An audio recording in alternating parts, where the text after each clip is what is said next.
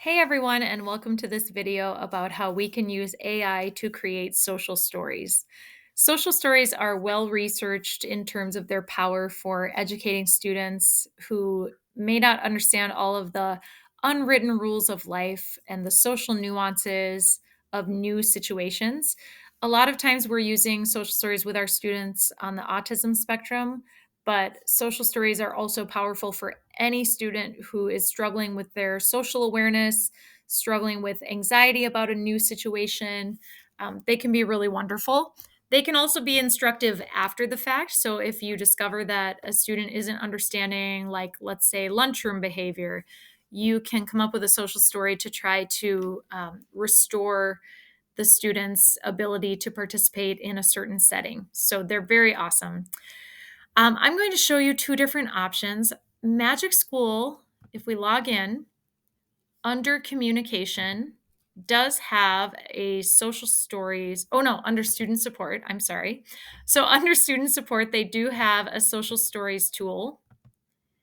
And I'm going to show you how this one works. And I'm just going to give you the caveat that this is actually not the go to that I like to use because what Magic School is going to give you is more explanatory. So let's say I'm working with a third grader on lunchroom behavior. I can go to generate and it will give me some wonderful information.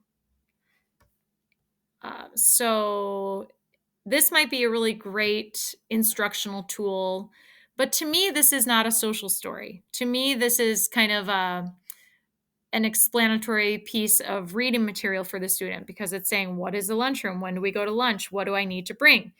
Um, to me, a social story is going to be more of a narrative and more entertaining that I can use to engage the student. Now, it's wonderful because this gives the student expectations in the lunchroom. It gives them ideas for things they can do, strategies if they're overwhelmed or confused.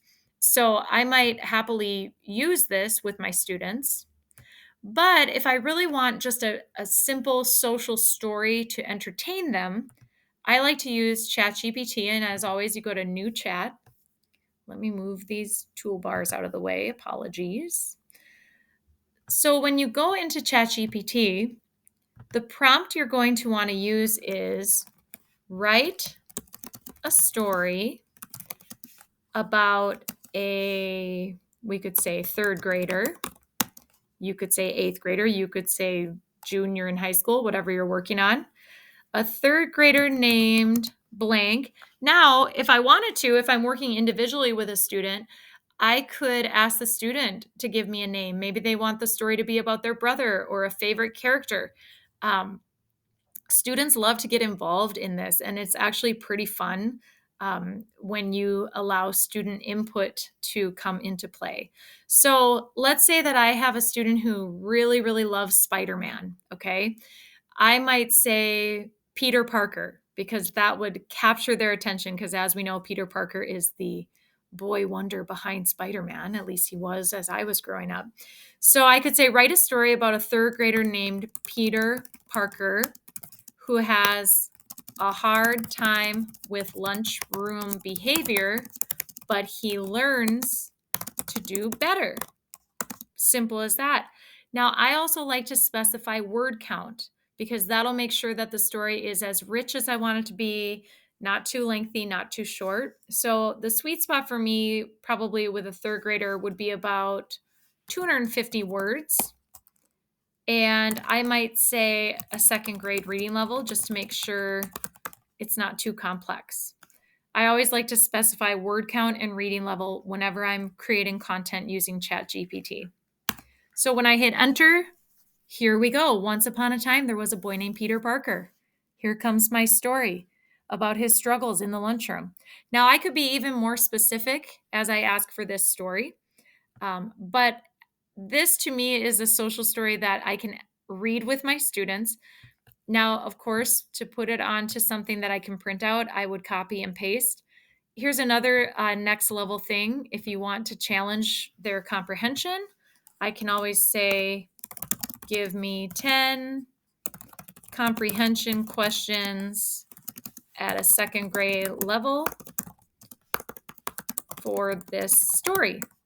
So now, boom, we are also working on literacy. And we can kind of embed our social skills instruction with our literacy instruction. And it is a beautiful thing. It's very easy to differentiate this up, differentiate this down. I just love the flexibility available on ChatGPT.